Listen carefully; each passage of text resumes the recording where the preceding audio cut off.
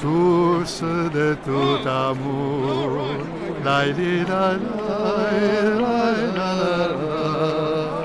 Et voilà Monseigneur Marco Frisina, qui est celui qui a écrit la musique des paroles que j'ai composées, source de tout amour.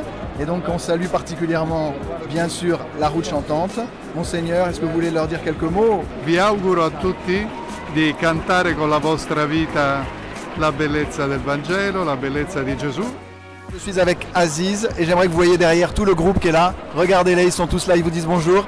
Et Aziz, est-ce que tu peux nous dire ce que tu fais ici? Je viens de France et je veux témoigner de ma foi devant tous ces gens qui sont là présents aujourd'hui au synode et c'est un grand joie pour moi. Cosa aspettate dalla Chiesa? Allora, aspettiamo una chiesa molto più attuale e vicina a noi. Io mi chiamo František, vengo dalla Repubblica Ceca. Io aspetto la Chiesa che diventa sempre di più ad essere una famiglia. Ciao, io sono Marina del Brasile e io aspetto una Chiesa più aperta, più famiglia, che possiamo vivere tutti insieme e sentire questa apertura anche. Dima del Pakistan. Abbiamo tante domande, tantissime domande, vediamo cosa la Chiesa farà.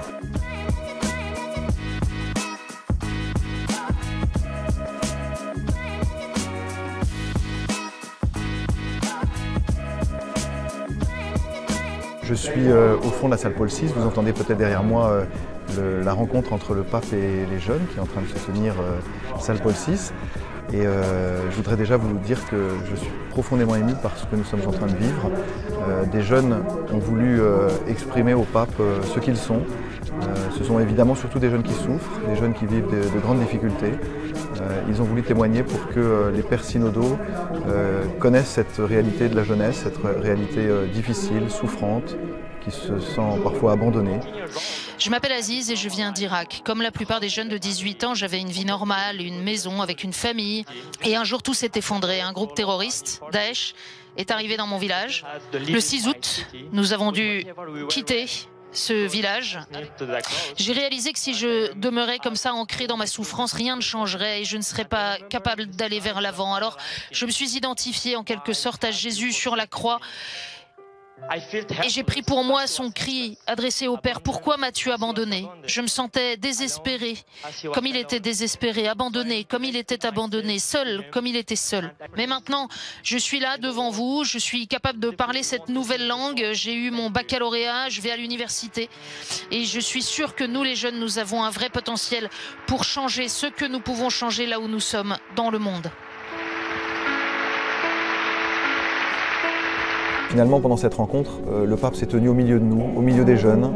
Il écoutait, attentif, il applaudissait. Nous le voyons ému.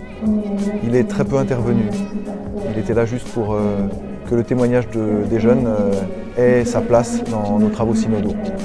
Je vous invite à prier pour tous ceux qui ont témoigné ce soir, mais au-delà de ces personnes, pour tous ceux qui vivent dans la jeunesse des situations difficiles, des situations parfois dramatiques, pour qu'ils puissent rencontrer, comme ces jeunes qui ont témoigné, des personnes qui les aident, qui les accueillent, qui les aiment gratuitement, qu'ils puissent rencontrer également le Christ comme l'ami, comme le Dieu qui les sauve et qui les accueille sans les juger.